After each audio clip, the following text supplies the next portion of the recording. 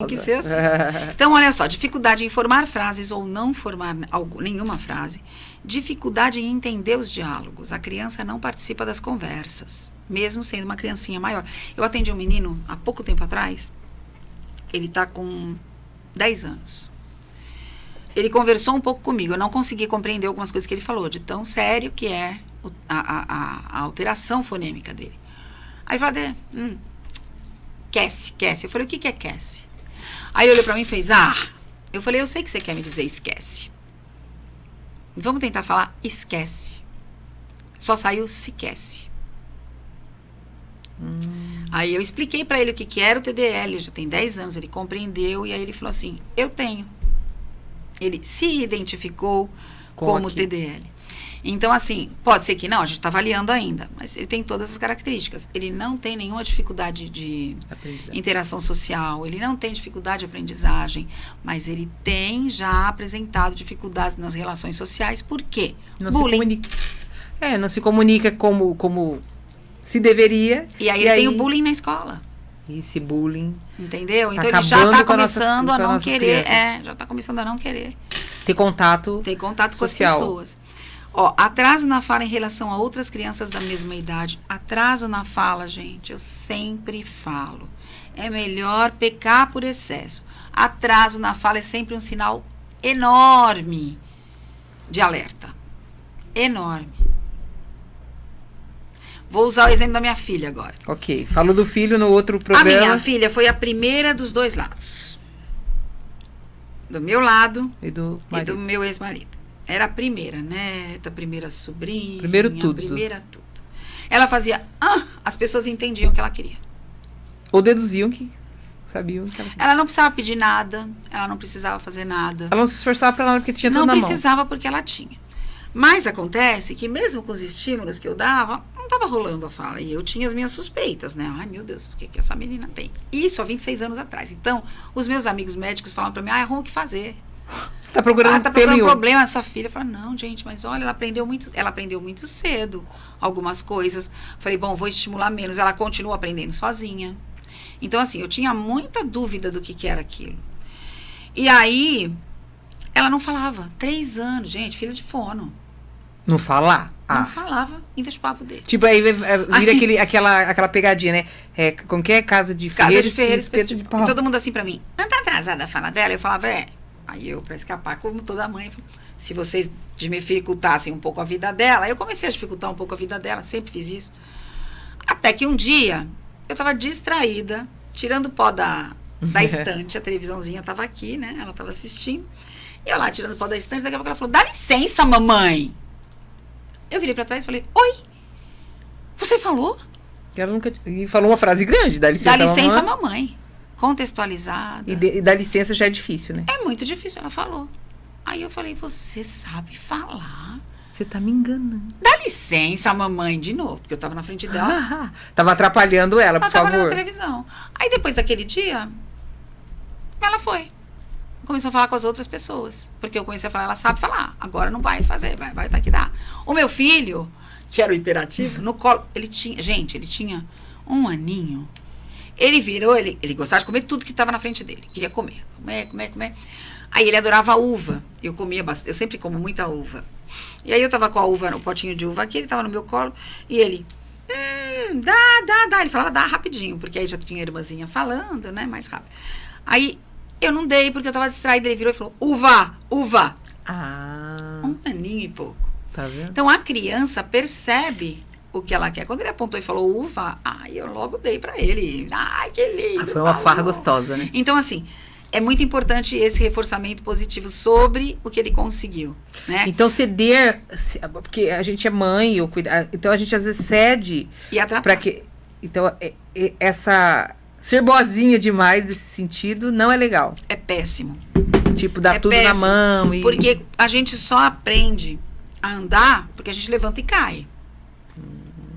Né? Por isso que eu falo que eu não entendo esse negócio de medo de errar. Tudo que a gente faz bem feito, a gente só faz porque errou muitas vezes. Com certeza. Quantas vezes a gente demorou para andar? Vixe. Quanto tempo a gente falou errado? E aí não pode errar depois. Aí fica um bando de travado, como a gente tem, pessoas que não conseguem se expressar. Eu trabalho muito com gente que não consegue falar bem em público por conta dessas travas que ele tem na cabeça dele. Porque não pode errar. E quando você não pode errar, você erra. Exatamente. Olha lá a autoescola, quando você vai fazer a prova. Você faz tudo maravilhosamente bem. Você vai fazer a bendita da prova, você erra até pra fechar a porta. Esquece a porta aberta, não põe o cinto. Coisas não é? Coisa sem básica, sentido, né? Não é verdade? Vamos Por continuar conta com a da sintonia. cobrança, né? Por causa da cobrança. Aí, olha só, eu falei, atraso na fala em relação a outras crianças da mesma idade, não consegue reproduzir movimentos corporais naturalmente. Essa incoordenação a gente encontra também na dislexia. Ele não consegue, por exemplo, fazer movimentos simples. Quais? Por exemplo, vai, polichinelo, que é uma coisa que todo professor de educação física testa na criança. Não faz. Não consegue. Porque é a mão junto com a perna. A mão junto com a perna. Então não dá. Ou vai um ou vai o outro. Os dois. Aquele negócio daquela dancinha, até hoje eu não aprendi. Eu sou uma pessoa que eu tenho dificuldade séria. Eu não aprendi aquela dancinha que fazia assim, depois assim. Sabe aquele negócio que punha a mão assim? Eu nunca aprendi aquilo. Pois é. Nunca consegui. Ser baterista então é impossível, né, Vini Brasil baterista. Mas você tem que ter então coordenação. Meu filho é baterista, ele então. consegue. Eu não consigo fazer, não. Porque precisa o pensamento tem que estar nas duas mãos. O hiperfoco do meu filho, da hiperatividade, era esse. A bateria fazia com que ele, o som, né? É muita com coisa. Que ele se até hoje ele se organiza assim. Tá vendo? Muito legal. Dificuldade em contar histórias cotidianas, até por conta da articulação prejudicada. Ninguém entende, ele vai perdendo a vontade de falar. É muito quando sério. não é compreendido. Ele não é compreendido, a fala dele não tem uma função. É o que eu estou explicando. A fala, ela é uma ferramenta de sociabilização. Ela tem uma função básica, que é suprir necessidades, inclusive de afeto. Mas ela também traz o conceito de identidade, porque se eu falo e sou ouvido, eu sou alguém. Se eu não sou ouvido, eu não tenho importância. Olha como é sério isso.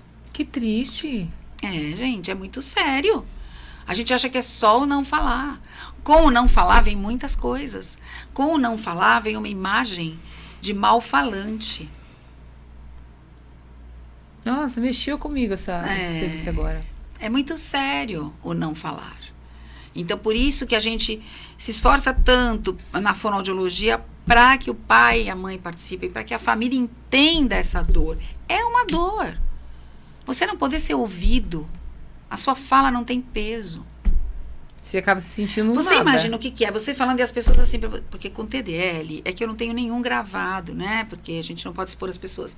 Mas assim, você tentando falar e as pessoas assim, olhando assim pra você. Oi? Hã? O tempo todo. É muito difícil. Chega uma hora que você fala, é melhor não falar nada. Não vou falar nada. Então, assim, ele não conta essas histórias. Dificuldade de acompanhar as conversas e interagir, por quê? Ele fica tão preocupado em responder sem errar, em falar do jeito certo, que ele perde muitas coisas da conversa. Então, ele não se integra nessas conversas. Porque ele está elaborando aqui para falar. Acontece com afásico também. A pessoa que teve o AVC e ficou com uma afasia de expressão, né? Que é aquela para falar. A compreensão está toda preservada. Porque às vezes a compreensão é alterada. Aí é mais difícil. Mas a compreensão está preservada. Ele está ali participando da conversa. Tudo. Ele está tentando trazer um argumento de uma coisa que a gente está falando aqui. Aí mudamos de assunto, porque a conversa é algo dinâmico. O discurso funcional é dinâmico. Rapidão. Ele ainda está pensando em como ele vai falar aquela primeira coisa. Aí já perdeu o contexto. Esse cara que tem a compreensão, ele já para. Então, a criança mais velha, ela já não participa. E essa pessoa que tem esse transtorno, né, essa lesão cerebral, também para de participar. E aí falando, tá sendo inútil as minhas tentativas. Isso, ela nem tenta mais, porque assim, quando ele consegue elaborar, já mudou o assunto, fala, mas não vou mais falar disso. Como é que eu vou voltar? Não sei nem o que era mesmo, né? Ou ele é a pessoa que corta o assunto. Então, a conversa tá muito engraçada e ele vem com aquele assunto que todo mundo olha com a cara dele, como quem diz. É que nem piada, né? Entendeu a piada, todo mundo já riu, sei o quê, a pessoa começa a rir meia hora depois. Exatamente. Eita, gota serena, como diz o ditado.